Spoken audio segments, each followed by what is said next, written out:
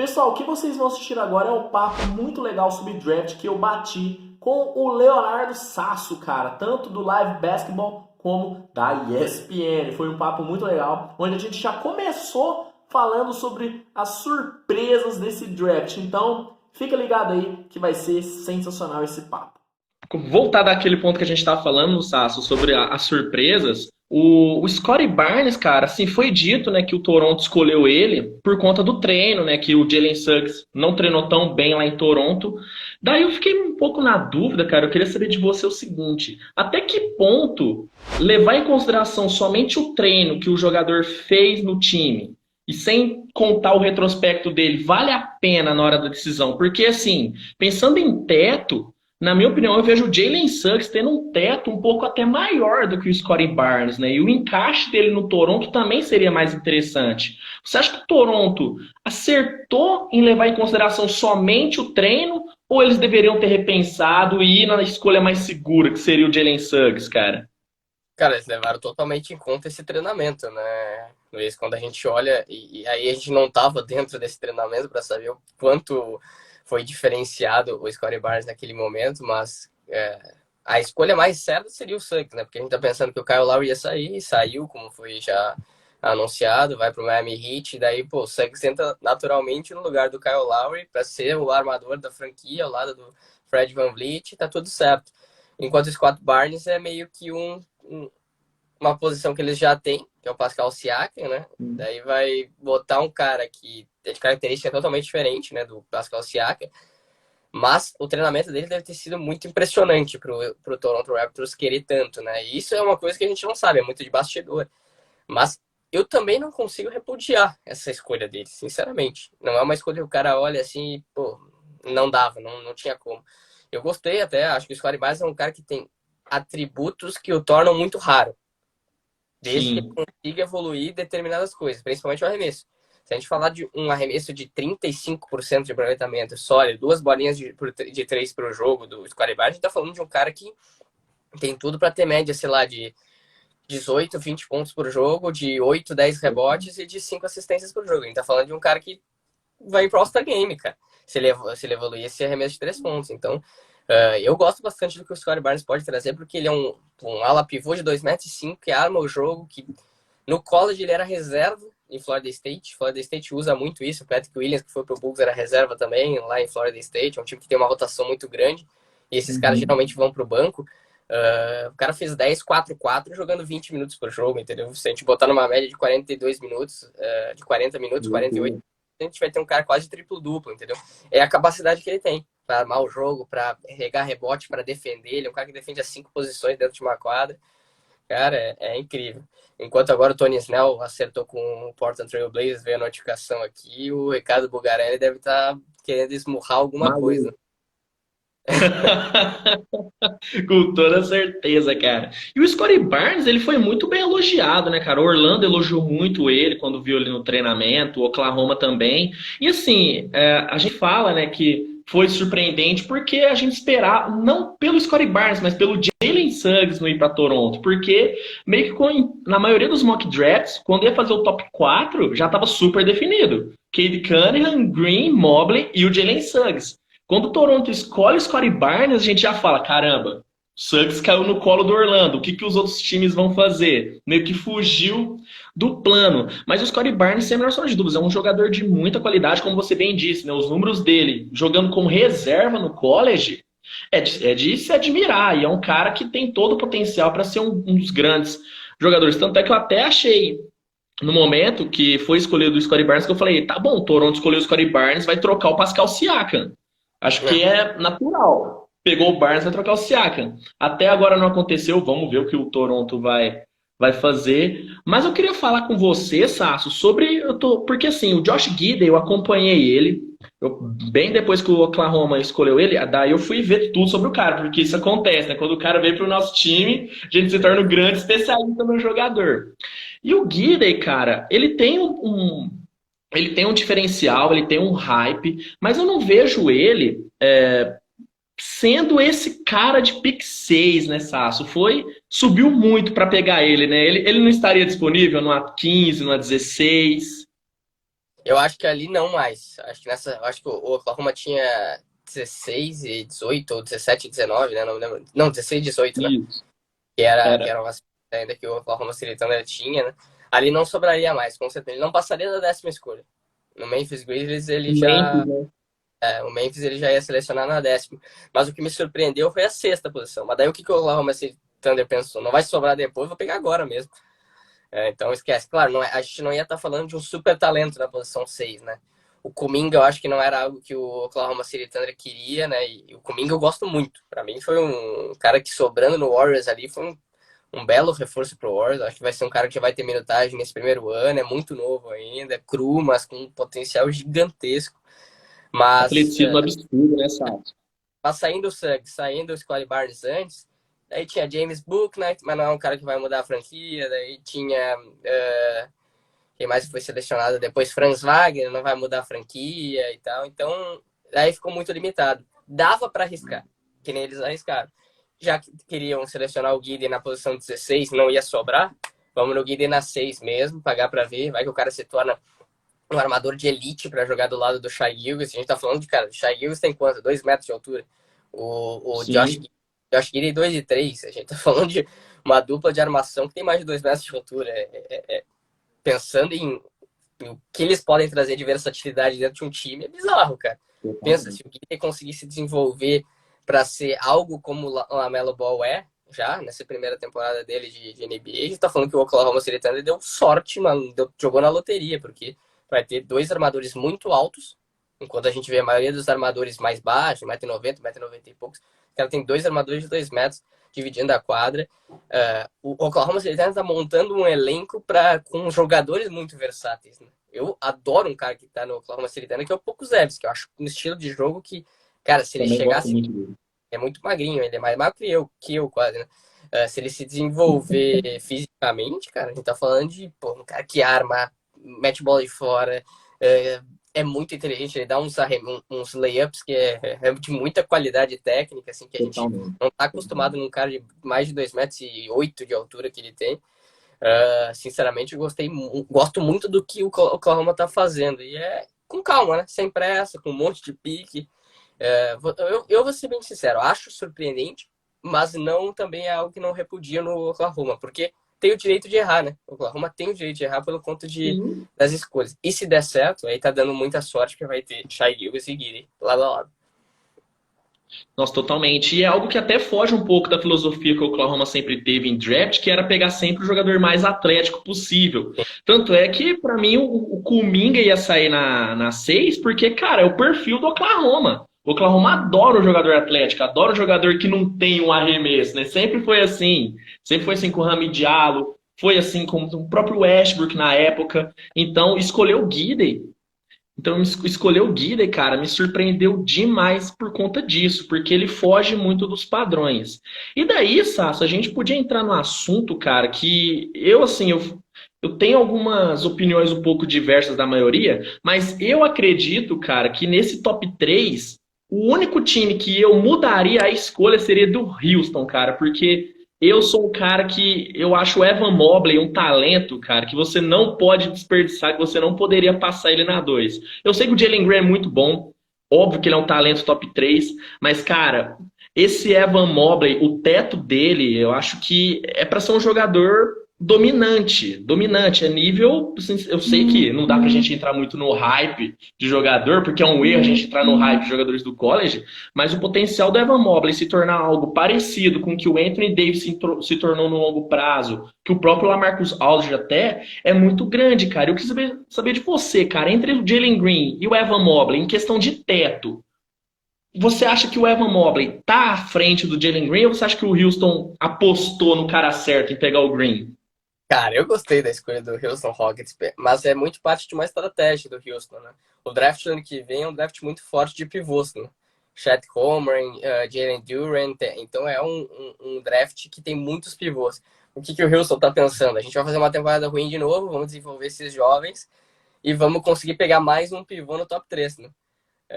Essa é o plano do Houston. Daí pode fazer um time com Kevin Porter Jr., Jalen Green, Christian Wood, e um pivô do próximo draft, né? Então a gente tá falando de algo que é pensado.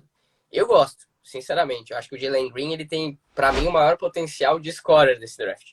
De pontuação, acho que o maior, cara. O Cade Cunningham é o jogador mais completo, o Evan Mobley é o melhor pivô, mas quando pensa em scorer, em pontuação, a gente pensa no Jalen Green, cara. É um cara que pontua de qualquer lugar da quadra. Ele teve quase 18 pontos de média na D-League, já tendo seu espaço, tendo sua primeira grande experiência em um nível de profissional. E isso eu acho que já vai dar uma bagagem bem legal para ele, para jogar no Houston nesse primeiro ano. Eu, sinceramente, Luiz, eu gostei bastante. Mas falando do Mobley, sem dúvida, cara, o teto dele é ser um Anthony Davis, cara. E é difícil, né? Porque, pô, ser Anthony Davis não é nada fácil, mas ele é um pivô que passa quadro, que tem arremesso de média distância, que tem um ótimo jogo dentro do garrafão, que defende muito bem, né? Isso foi... Ele ganhou o prêmio de calor do ano, melhor jogador da conferência e melhor defensor da Pac-12, tudo dentro da conferência. Isso nunca aconteceu na história dessa conferência no college. Então, o que o Evan Mobley pode trazer para o Cleveland é absurdo. Mas eu gosto e entendo o que o Houston fez, sinceramente, porque eram dois jogadores de elite, dois jogadores que podem ter um futuro gigante. E aí o Houston apostou em dar continuidade em 2 drafts. Pegar um outro jogador de pivô no próximo draft, né? No draft que vem, pode ter o Chet Holmgren, outro cara muito versátil. Pode ter o Evan Mobley ao lado do Allen, aí não podia hesitar, né? O Cleveland, mesmo tendo o Jarrett Allen, tinha que pegar o Evan Mobley, porque essa dupla pode se complementar, né? O Evan Mobley é um cara que já tem um arremesso melhor do que o do Jarrett Allen, que a gente não viu arremessar ainda de fora, né? Na NBA, né? Então vai ficar mais o Allen dentro do garrafão, o Mobley se passando.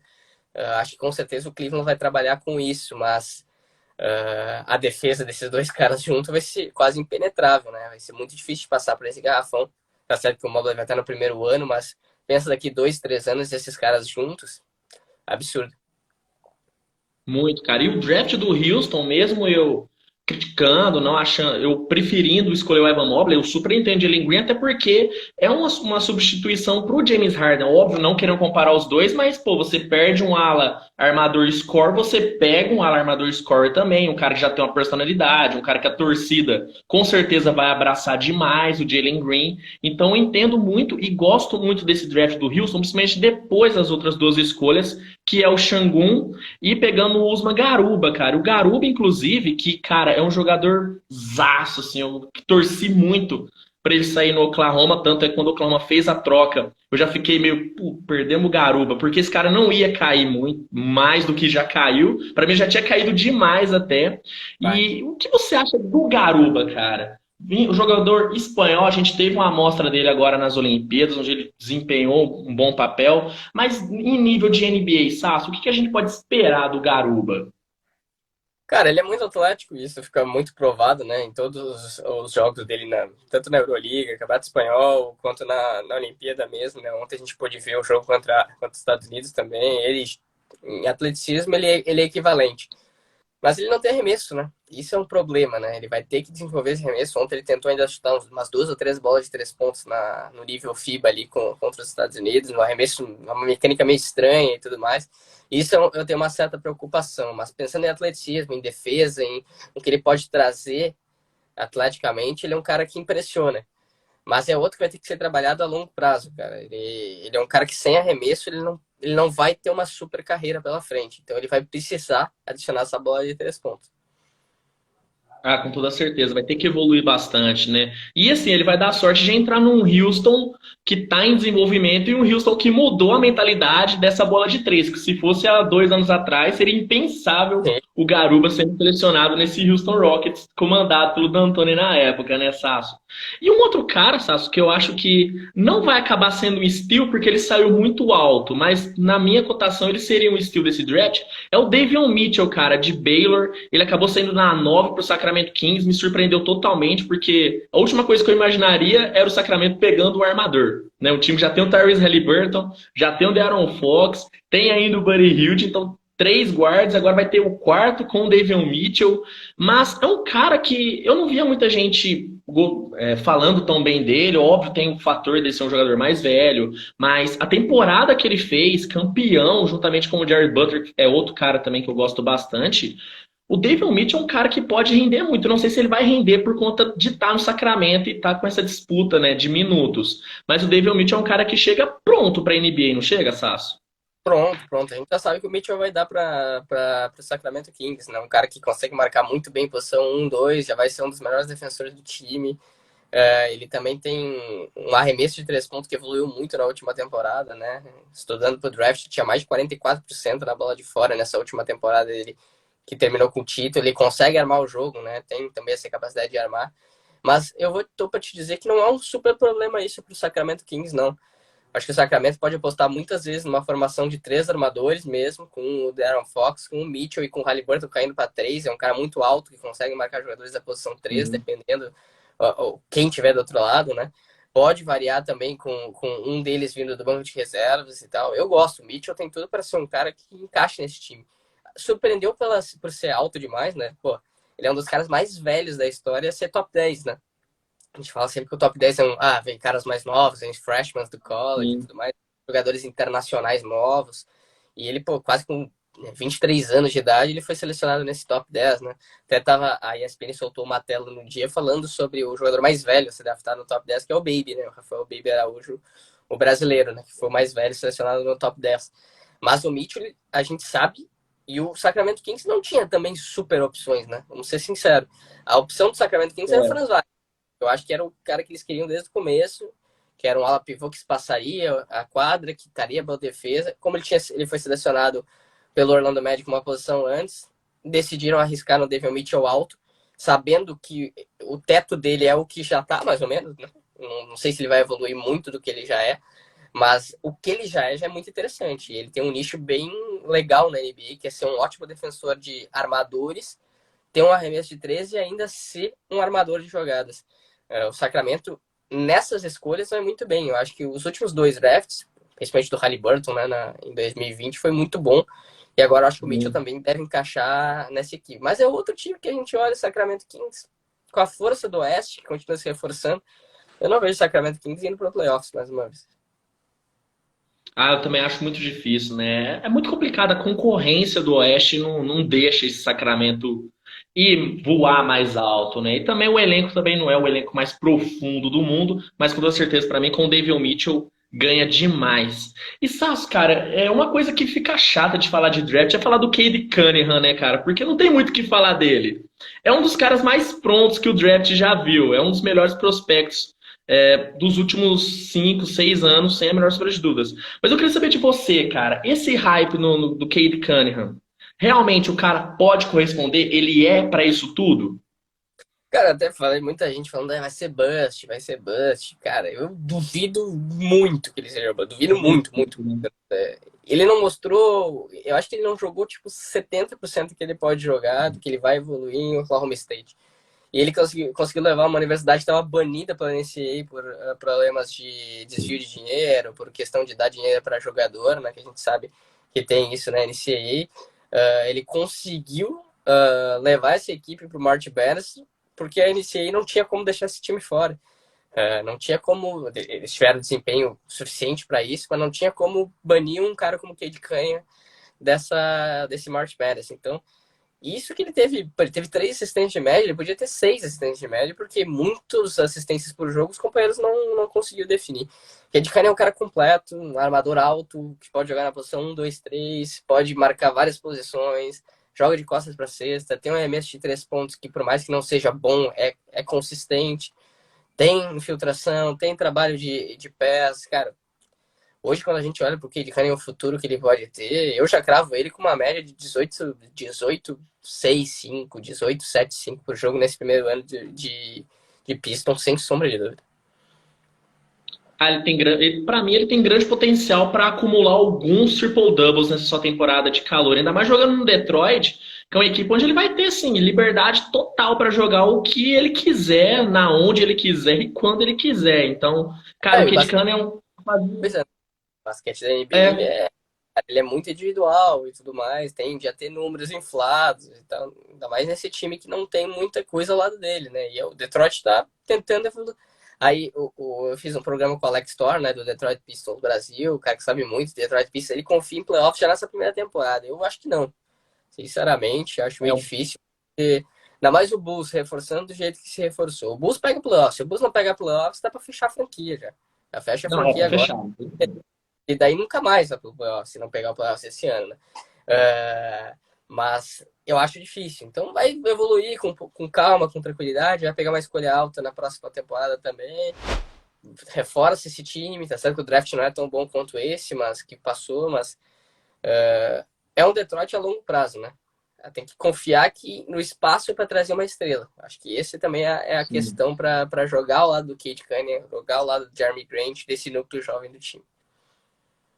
Sim, e o Detroit no último draft também foi interessante, né? Com o Sadiq Bey, um cara que não tinha uma Sim. expectativa tão alta assim, mas entregou muito bem, e agora jogando ao lado do Cade Cunningham e como você bem disse, o Jeremy Grant, que teve uma evolução gigantesca, o Detroit pode sim ser uma equipe mais competitiva nos próximos anos, mas eu tô com você, eu não acho que o foco é playoff agora, né? E porque as equipes do leste estão se reforçando muito bem, né?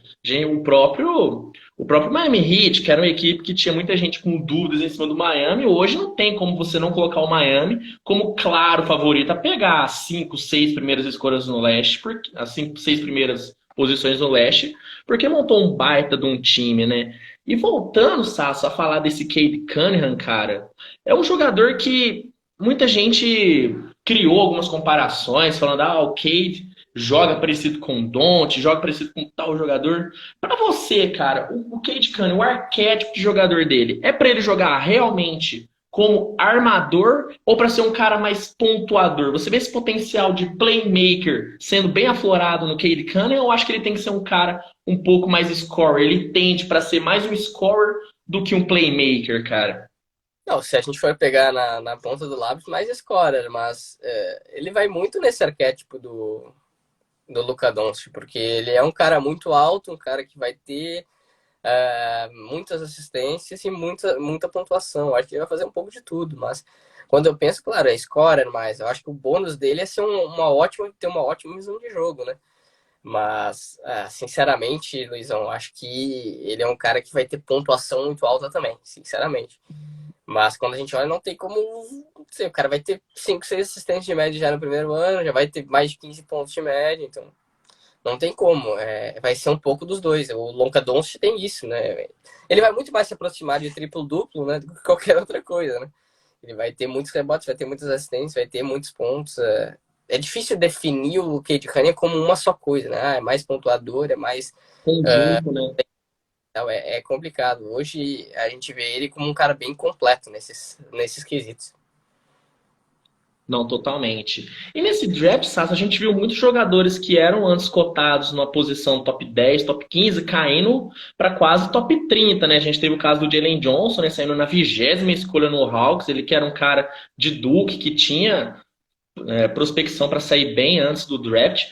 Para você, cara, quem foi o jogador que mais te surpreendeu em questão de cair muito no draft? Qual foi o cara que você falou, caramba, o que aconteceu para ele cair tanto assim? Teve vários, né?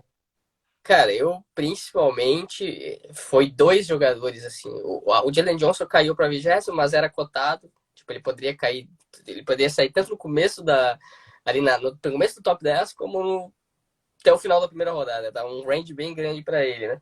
E ele foi pro Atlanta Hawks, que foi um time perfeito para ele, foi perfeito, porque ele Perfeito. é um time que corre em transição, que tá sempre com contra-ataques, e o melhor jogo do Jalen Johnson é em transição, né? Quadra de defesa, quadra de ataque, muita velocidade que ele tem, e o Jalen Johnson tem seu melhor jogo aí. Então tem tudo para evoluir muito. Que vai receber de ponte aérea do Trae Young vai ser Nossa, lindo, né? Com o Sharif Cooper agora lá, que foi sobrando. Aí, tá aí um dos nomes, né? O Sharif Cooper sobrar tão longe, né? Na 48ª, se não estou enganado, que sobrou o Sharif Cooper. O Jared Butler sobrar na segunda rodada, na 40ª escolha pro Utah Jazz. Surpreendeu muito. O Butler também, cara. O Butler, por que o David Mitchell sai na nona e o Jared Butler na 40ª? Os caras não tem tanta diferença assim de jogo. Para mim foi totalmente. uma surpresa bem grande. Uma surpresa de não ser draftado foi o Bleyenberg. O Franz Bleyenberg, que é um jogador internacional de muito potencial. Achei que ele ia ser draftado. Ele até escreveu no Twitter depois que para ele foi uma tristeza muito grande não ser draftado, porque ele não pode nem assinar two-way com os times da NBA por conta do contrato que ele tem na Europa, né? Então, para mim foi uma grande surpresa, né? Eu acho que principalmente esse, né? O BJ Boston não chega a ser surpresa, a gente já tava cotando que ia ser uma escolha de segunda rodada, depois de cair tanto na última temporada de Kentucky. Mas para mim eu fico com esses nomes. Shaif Cooper sobrar tão longe, no 48º, e o Jared Butler na 40º. Para mim foram as grandes surpresas, né? Por exemplo, o Neemias Queta, que a gente falou tanto português e tal, saiu antes do Jared Butler, né? Pois é. Surpreendente. Ninguém cotava isso aí. Se tivesse que apostar, ninguém apostaria que ele ia sair antes do Jared Butler. Então, para mim, Jared Butler e Shaif Cooper. Cara, e o legal do Butler caindo no Utah Jazz é que ele caiu num time muito bom pra ele, né? É um time muito bem estruturado, é um time que ele vai ter um espaço porque ainda não tem essa vaga de armador reserva pro Mike Conley, né? Agora que a gente sabe que o Conley renovou com o Utah Jazz. Então vai ser muito bom pra ele, vai ser muito bom pro Jared Butler estar nesse Utah Jazz e tem chance dele desenvolver até mais do que o próprio David Mitchell, que ele vai estar na mão de um treinador melhor, num time mais bem estruturado. Claro que o David Mitchell provavelmente vai ter mais minutos do que o Jared Butler, por conta de estar em Sacramento. Mas, cara, perfeito pro Jared Butler sair lá. E um cara que eu vou ter que falar com você sobre ele, porque eu tenho muita gente que me acompanha meu trabalho, é de Portugal, e eu fiz uma live do draft, todo mundo perguntando dele, que é do Neemias Queta, né, cara? Pivôzão. Todo mundo tava ansioso, né? A galera de Portugal tava maluca com ele. Eu queria saber de você, Sasso. O que a gente pode esperar do Quetá, cara? Cara, eu até não entendo muito porque ele estava cotado no final da segunda rodada. Eu acho que aquela posição de começo de segunda rodada era o que ele tinha que sair, saiu mesmo no Sacramento. Porque tá um cara que é muito dominante no garrafão, principalmente na defesa. Ele é um ótimo defensor de aro, né? E tem duas coisas que eu acho bem legal. Ele tem um arremesso de três, que ainda não é. Eu acho que ele vai ter que evoluir, mas ele existe, esse arremesso de 3 pontos. E ele é muito inteligente de costas para cesta. Ele teve 3 assistências de média no college na última temporada. Ele é muito inteligente recebendo a bola passando, achando o companheiro mais bem posicionado. Eu gosto que acho que ele já vai ter tempo de quadra interessante nessa primeira temporada dele em Sacramento, né? A gente tá falando do Richaun Holmes e do Alex Len. O Alex Len, tendência que perca tempo de quadra, porque tá, se mostrar alguma coisa, vai ganhar o tempo de quadra do Alex Len. Sim. Então, quando eu olho pro Queta, olha que é um cara que vai ter um potencial sim. E ele é bem forte, bem dominante. Ele fez um bom combine também. Então, eu gosto das chances que o Queta tem. Não, claro, como um super pivô, mas um cara que pode ser eficiente numa rotação, substituindo o Holmes, Bem que útil, né? foi uma surpresa desse time do Sacramento nas últimas temporadas. Acho que é um cara que vai ter minutagem sim e vai contribuir nesses minutos que estiver em quadra em Sacramento. Nossa, na hora da live, todo mundo tava chegando na 10ª escolha, o pessoal, e o Quetá? E o Quetá? Eu falei, pô, calma, gente, calma. Dando aquela, gente, não vamos animar tanto, ele vai ser escolhido. Que ele vai ser escolhido, ele vai. Quando Claro, a gente fica, a gente fica na dúvida quando que vai ser, né, Sasso? E Sasso, tirando os nomes óbvios do draft, né, quando a gente fala de Cade, o Evan, o Jalen Green, o top 3, da quarta escolha pra baixo, quem são os caras, pelo menos 2, 3 nomes, que você acha que fala, pô, esses caras aí podem ser, por exemplo, um Donovan Mitchell, que foi selecionado mais embaixo e explodiu. Tem alguns caras, depois desse top 3 que você vê esse potencial? Porque é um draft bem profundo, né, Sasso? Tem muitos talentos que foram selecionados mais no final, né? cara, eu acho que é muito complicado posições abaixo, mas o Suggs, para mim, é um cara que vai ter ótimo potencial, mas daí ele não pode colocar, porque o Donovan Mitchell saiu na 13ª escolha, então foi bem mais para baixo, mas o Suggs é um cara que vai ter sucesso. Eu acho que o Moses Moody no Golden State Warriors vai ter uma função muito clara e Muito muito boa bom. no time do Golden State Warriors, né? Eu gosto do Zaire Williams também, 10ª escolha do Memphis Grizzlies. Até acho que foi um pouco alto, mas gosto do que ele pode trazer. É um cara que tem esse. Me surpreendeu, viu, Sasso? O Zé Williams na 10, viu? Mas, cara, eu não consigo olhar e ver um cara que vai ter. Tá muito mais para rotação do que propriamente. Rotação importante do que propriamente o cara se transformar num nível que o Mitchell se transformou já no primeiro ano, sinceramente. O draft é muito mais forte porque ele dá posições para todas as equipes e caras que já vão jogar. Mas não sei se fora ali tem super jogadores que já vão se transformar algo como o Mitchell se transformou na primeira. Sempre tem, né? Mas eu Sim. não consigo cravar um. Gosto do nome, principalmente do Moses Moody. Gosto do Jalen Suggs. E aí o Jalen Suggs sim vai ter muito sucesso já na sua primeira temporada. Mas cravar um com a mesma história que teve o Donovan Mitchell, assim, no Utah Jazz, eu acho difícil. É muito complicado isso acontecer, né? Muito provavelmente o jogador que chegar perto disso vai ser o cara que tiver em um time que encaixa perfeitamente, como o Jalen Jones que a gente conversou, né? Ele tá no time perfeito para ele.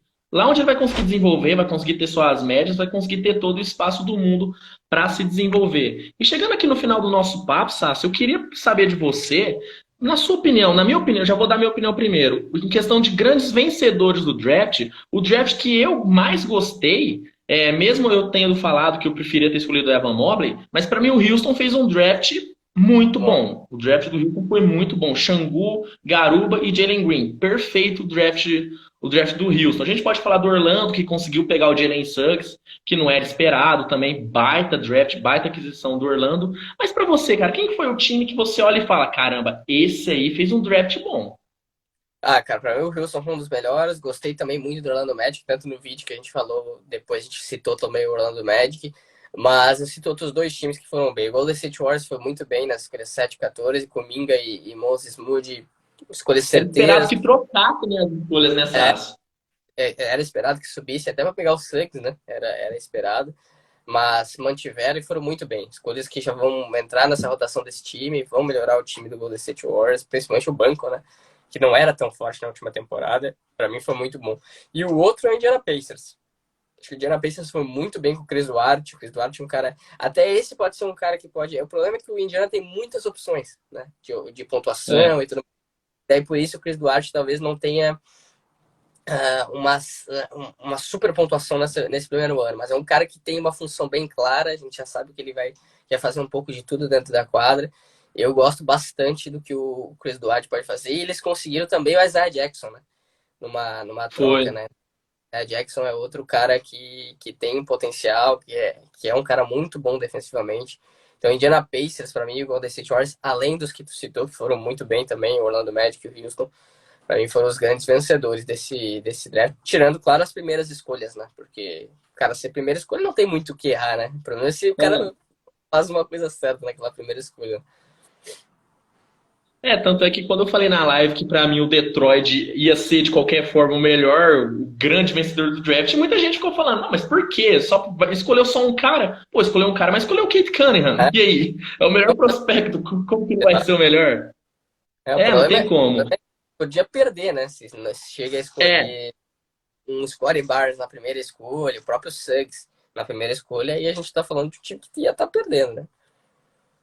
não, totalmente. E mesmo se o cara, se fosse, por exemplo, um Evan Mobley, que eu gosto muito dele, talvez seja depois do Cade meu prospecto favorito. Se o Detroit escolhe o Evan Mobley na primeira, eu ia criticar e falar, cara, não tem Ah, como. O Evan Mobley pode virar o Anthony Davis e tudo, mas você não pode deixar passar o Cade Cunningham, não tem como isso acontecer. E falando, já que a gente entrou nessa de perdedor, Sas, pra gente finalizar o papo de hoje, quem você acha que foi o perdedor desse draft? O time que realmente decepcionou? eu tive muita dificuldade, cara. Tenho até hoje pra ver uma super decepção, né? Outro time que gostei foi o Charlotte Hornets, né? Pegou o Bouknight e pegou o Kai Jones, também Nossa, foi muito bom. essas coisas, me lembrei agora. Perdedor, cara, é complicado, né? Sinceramente, eu acho.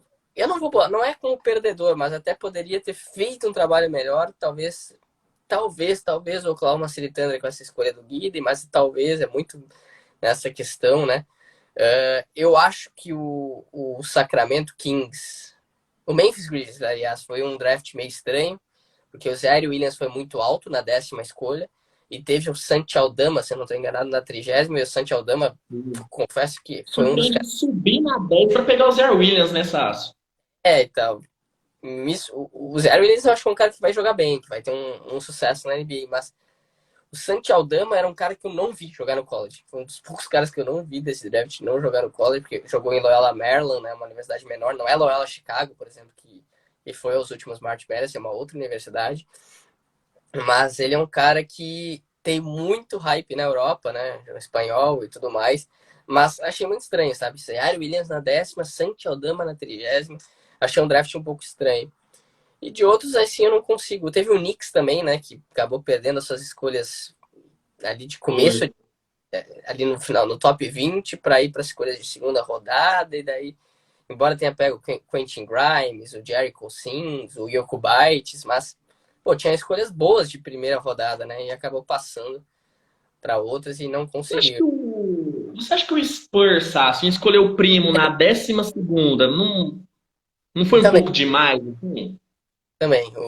Foi uma escolha surpreendente, né? Porque o Primo ia sair, mas no final da primeira rodada, né? Daí acaba saindo na 12ª.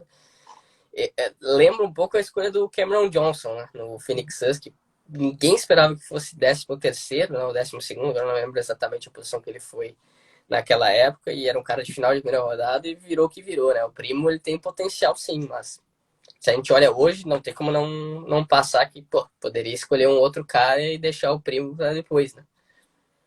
É porque tinha aquela nessa, a gente falava, o Spurs pode escolher alguém diferente, né? Porque o Spurs sempre faz essa escolha alternativa no draft, mas sempre fez quando já estava bem servido de todas as posições. Hoje, se a gente for ver o elenco do Spurs, agora ainda mais com a saída do DeRozan, tem o DeJounte Murray de garantido ali e meio que ponto. É o DeJounte Murray ali de garantido. Então era um time que precisava de basicamente todas as posições. Daí você abriu o cardápio, você precisando de tudo. Você ir numa aposta, porque o Joshua Primo é total uma aposta. Ele pode, ok, daqui 5, 6 anos, virar um Kawhi Leonard, ou ele pode ser o que o Lonnie Walker é hoje, que é um jogador para compor o elenco e para estar ali, ser um jogador importante, mas para compor o elenco. Então eu tendo a achar, eu também acho que o Oklahoma errou no draft, pelo menos a curto prazo eu acho que errou, teria melhores opções. Eu nem digo muito na 6, viu, Sassi? Eu acho mais pelo Trey Jones, porque era um jogador que você olha e fala, caramba, escolheu um cara pra não estar na rotação, porque ele não vai ter tanto espaço assim no Oklahoma. O Oklahoma já tem muito guard, o Kemba Walker tá lá ainda tem que dar um É, jeito no Kemba Walker. Então você vê esse excesso. Então, para mim, eu colocaria talvez o Thunder e o Spurs como esses que, a curto prazo, eu diria que eles erraram, né, no draft. Mas, Sasso, cara, eu queria te agradecer demais pelo papo. Pô, legal demais conversar com alguém sobre draft, ainda mais com você que tem um conhecimento tão grande sobre o college. Sensacional mesmo. Queria só te agradecer. Eu sei que deve estar muita coisa para você fazer aí, loucura, época de free agency. Não para, né? Só nesse tempo que a gente está aqui conversando, já deve ter tido o quê? Umas 4, 5 negociações fechadas, né? Então, cara, só queria te agradecer demais pelo seu tempo. Foi muito legal mesmo, Sassi. obrigado, Luiz, obrigado pelo convite. E sempre que quiser, estamos às ordens aí, na medida do possível, né? Quando tiver um espacinho aqui, mas muito legal. E agradecer a todo mundo aí que teve na audiência. Obrigado pelo convite, hein? E, pô, pra quem quiser te achar, Sasso, passa suas redes pra galera já te O seguir, acompanhar seu trabalho que é sensacional. Instagram é esse aí mesmo, né? Eu nunca fiz uma live no Instagram, então tá aí, tá o Instagram aí mesmo. No Twitter é Leonardo Sasso, underline. E o Live BestOBR, né? Onde a gente faz a cobertura, né? O Live BSKTBR. Não, e o trabalho do live tá sensacional, viu? Tá muito bom mesmo. Queria até deixar o parabéns pra vocês, que tá incrível, cara. Sasso, muito obrigado, obrigado a todo mundo que acompanhou, foi muito show. E, pô, na próxima oportunidade, quando um pouquinho antes da Summer League, vamos tentar combinar uma coisa pra gente falar sobre essa Summer League também, que com certeza vai ser bem legal com Kate Cunningham e todos esses talentos. Admito que eu tava com saudade da Summer League, viu, Sasso? Tava com É. saudade da Summer League. Boa. Obrigado demais, viu, Sasso? Obrigado, valeu, Luiz.